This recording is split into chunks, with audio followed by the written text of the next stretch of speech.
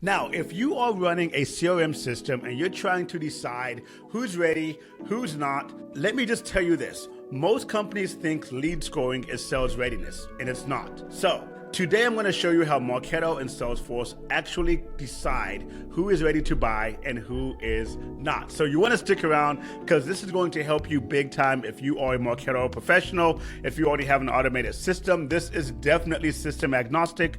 Whether you're in Go High Level, Marketo, Salesforce Marketing Cloud, HubSpot, Braze, no matter where you are, I am going to give you the concepts you need to understand how these systems can qualify and qualify well. Now, static scoring is outdated. In the world of ABM, since a lot of people are going that way, we now have micro scoring that's happening. We have regional scoring. We have account scoring attached with the static scoring on the individual contact. All this can sound a lot of confusing, and it is very confusing. If you are trying to build a lead scoring framework from scratch, type in lead scoring in the comments. I have a breakdown that will help you out big time because those lots of different types of lead scoring based on what type of company you're running and based on what type of clientele you're trying to reach.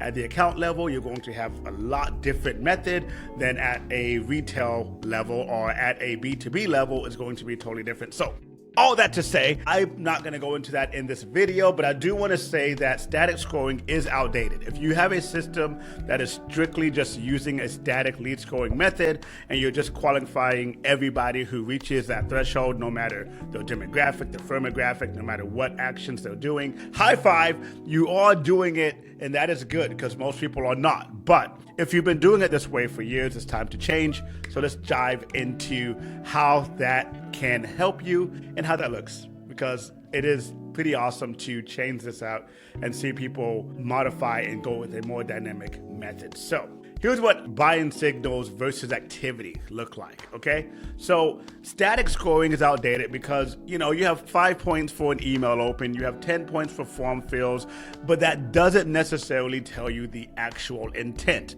I can be interested in the company and I can have a product in my mind, and I can open all the emails, click on the right form, and all of a sudden the salesperson's calling me, but they're calling me about a product I'm not interested in. Sounds familiar? If you've been doing this long enough, it does sound familiar. If you're an SDR watching this, you're like, amen.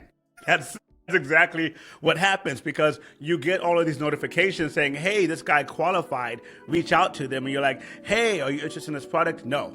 Wow, okay. Made a mistake there, because you're not necessarily looking at their intent, you're just looking at behavior. And one dynamic metric is not going to be enough to give you the whole picture of where that lead is. So automated qualification logic, or AQL, if you guys understand what that means, it just means that we are building a logic system that will qualify that lead, not just because of their behavior, but we also are throwing in demographic, we're throwing in firmographic, we're throwing in product interest, and we are waiting for a specific action to happen before we reach out to that lead.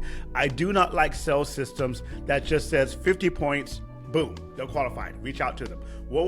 Like, they might not want to be reached out to. Maybe they filled out a form, but they also have never looked at our website. They've never looked at a product. We have 0 engagement metrics from them. They just went on straight to the form, filled it out.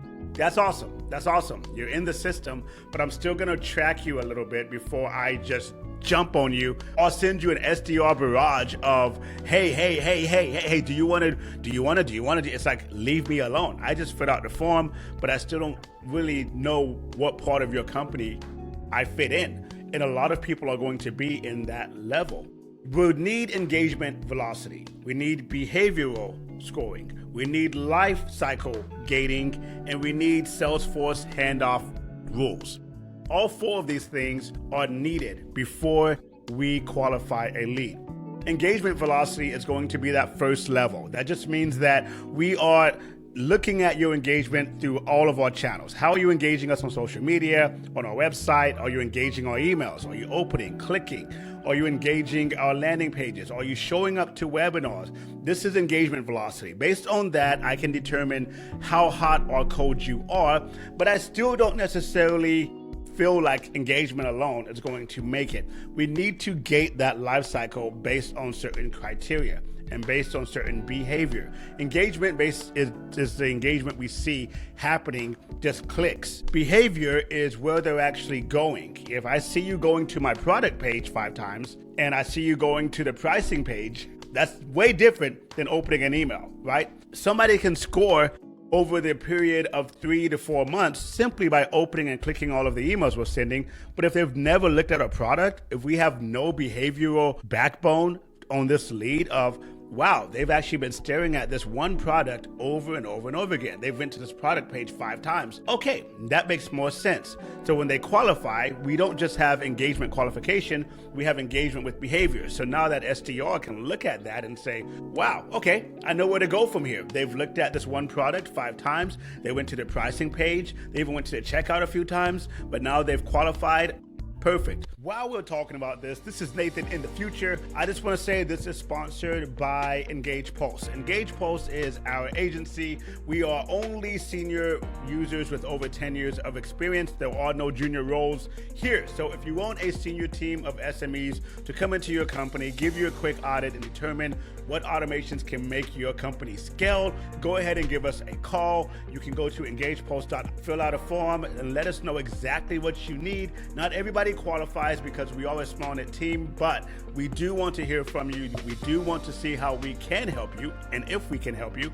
And if we can't help you, we have a great database of other users that we can send you to. So thank you guys for watching, and back to the video. But we want to gate that life cycle, because life cycle typically is going to start with unknown to known. That just means you filled out a form, you somehow got into our system. We know who you are. That is not when the sales team just pounces and destroys that person with calls. That means we're tracking what they're doing. We're now tracking your engagement and your behavior. Okay, and that engagement behavior will determine what life cycle we actually put you in. So, because sometimes I would do like known, and then from known, it's not just known to SQL, it's known to MQL, marketing qualified lead. That just means they've shown enough behavior and engagement to become marketing qualified. We now have them in a nurture because we know what product they're interested in. So if I go to a page, let's say XYZ company sells 4 products, I go to product number 3 4 times, and they see that in behavior, boom, I can have a life cycle gate that says, you've looked at this product, you went to the pricing page, we're gonna put you in that nurture. Now they're being reached out to by emails that talk in their need and talk in their interest. So now they're getting just emails about that product, and how they engage with those emails will determine how hot or cold they are for that product. I hope this is making sense for you guys. So if they are showing that interest and I put them in this nurture, sometimes that can go wrong, because if I see that somebody looked at a product page and I'm like, great, they're interested in product number 1 or product number 1, so let's put them there. They go there, now they're in product number 1, but they were not necessarily interested. They actually wanted the product number 2. So now I'm seeing that they're not opening any of the emails. Email number 1, 0 interaction. 2, 0 interaction. What that does to me is I have a trigger. If I get that email 3, 0 interaction, you're out of the nurture. We're gonna put you back out in the cloud, and we're going to try to determine based on your engagement and behavior what other product you might be interested in. I'm not gonna just badge you with the same product you're not interested in. The system will determine that based on your engagement. So I hope you guys are still following with me so far. So what we've done so far, we've talked about engagement velocity, behavioral clustering, and now lifecycle gating, making sure that we are putting you through the right lifecycle, making sure you're being marketed with the right product before we qualify you for sales. And even when we qualify you for sales, we need to have a Salesforce handoff rule that just says, based on this product, this demographic, this region, we are going to hand it off to these type of salespeople. Don't just send every SDR. I don't like the round robin method unless you have one product. But if you don't have one product, make sure your SDRs are capable of really becoming masters of one product, so that when they call that customer, they can answer all those questions. So when you have the whole round robin method, to me, it's sloppy, it's messy. You're gonna have a junior SDR get someone who needs a senior, and it's just not gonna be good. So make sure your SDRs are definitely segmented based on product knowledge, seniority, so you understand how that handoff can happen. So sales doesn't qualify leads. Sales received qualified demand.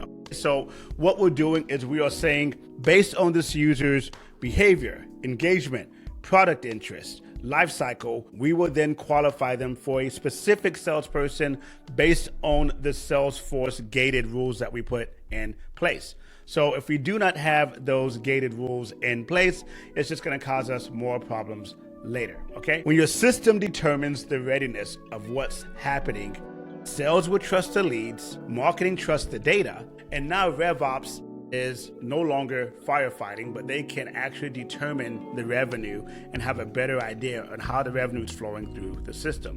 What we need to make all of this happen is we need a marketing automation system that is put together right, that is gating the behavior, the engagement, and qualifying that lead for sales. And when that is done correctly, we need a Salesforce system or a sales system that's put together correctly so that that lead is going to the right person at the right time. And when that is happening, you are going to see growth and the revenue that is not just sporadic and chaotic, but you're going to see growth and revenue that can be actually determined and can actually be reported on correctly. And when RevOps comes into the same makeup and you have a RevOps overlay over a tight marketing lifecycle system, you now have revenue that you can determine for years ahead, and you have revenue that is coming without the crazy fallout of the chaos and the burnout. If you want a happier office, automate. If you want a leaner office, automate. And what this does in these last few videos that we've done is it explains to you how a system can not only make your SDR, your marketing team's lives better, but can also scale your company, have you be able to determine future revenue through RevOps, and also allow you to downsize your expenses while scaling your gross revenue. That sounds awesome, right? That sounds good to me. So, in the final video of this 4-part series, I'm going to be talking about how this eliminates junior roles entirely. So if you're doing this correctly and you're doing this with a good company like us, just throwing that out there, you will have growth, but we want to make sure that you have the right people in the right place doing the right things. So hope you guys like what you've heard so far. If you have anything to add, anything to push back on, if I don't make sense to you, say it in the comment area and we will talk to you guys later. Thanks for watching. Be sure to subscribe and be ready for the next video. Thanks for watching. Be sure to subscribe and be ready for the next video.